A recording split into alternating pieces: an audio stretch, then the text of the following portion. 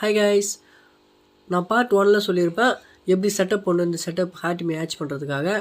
இது part 2 video. இதில் பார்த்தீங்கன்னா நம்ம ஆர்டிமி எந்த அளவுக்கு ஹேட்ச் ஆயிருக்குன்னு சொல்லிட்டு இதில் வீடியோவில் தெரியும் பாருங்கள். இதில் வந்து மேக்ஸிமம் ஆர்டிமி வந்து நான் கொஞ்ச நேரம் ஒரு ஏரேஷன் விட்டு ஒரு ½ அன் ஹவருக்கு அப்புறம் நம்ம இதை பார்த்தோம்னா இந்த மாதிரி தான் இருக்கும். மேலே இருக்கிறது ஃபுல்லாக இப்போ காட்டுற பாருங்களா, இது ஃபுல்லாகவே ஷெல்ஸ் தான், அந்த எக்லே ஆன ஷெல்ஸ் தான். உள்ளே பார்த்தீங்கன்னா ஆர்டிமியாக இருக்கும். இதில் ஹேட்ச்டு ஆர்டிமியா வந்து நம்ம வாட்டர் கேன் அடியில் வந்துடும். நான் வந்து ஹேங் பண்ணதுனால ஹோஸ் கொஞ்சம் தூரம் எடுத்துட்டேன், அதனால் சொல்லிட்டு அந்த ஹோஸ் வழியாக வந்துடுச்சு.